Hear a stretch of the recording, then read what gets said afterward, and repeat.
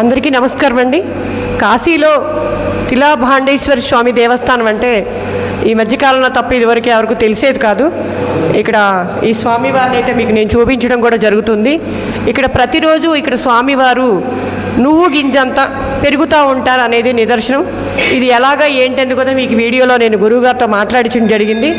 ఇదంతా కూడా తీసుకోవడానికి మాకు పర్మిషన్ ఇచ్చినందుకు ఈ దేవస్థానం వారికి ధన్యవాదాలు. ఈ స్వామివారి మీద అయితే సూర్యుడు చంద్రుడు ఇద్దరు కూడా ఉంటారనమాట. ఇది కూడా నేను వీడియోలో చూపించడం జరుగుతుంది. ఈ స్వామి చాలా చిన్నది ఉండేది ఒకప్పుడు, పెరిగి ఇంత స్వామివారు అయ్యారు. ఈ అడ్రస్ కూడా నేను మీకు ఈ వీడియోలో పెడతాను. తప్పకుండా మీరు కాశీ వచ్చినప్పుడు స్వామివారిని దర్శించుకొని చక్కగా వారి ఆశీస్సులు తీసుకుంటారని నేను కూడా ఈ వీడియో చేయడం జరిగింది. ఈ నెల అయితే కార్తీక మాసం అండి. ఇప్పుడు మనకి యాక్చువల్గా నెక్స్ట్ నెలలో వస్తుంది, కానీ మొన్న పౌర్ణమి నుంచి ఈ పౌర్ణానికి మనకి ఇక్కడ కార్తీక మాసం ఉంటుందన్నమాట. సో కార్తీక మాసంలో రావడం కూడా కాశీ అనేది మా అదృష్టంగానే భావిస్తున్నాను.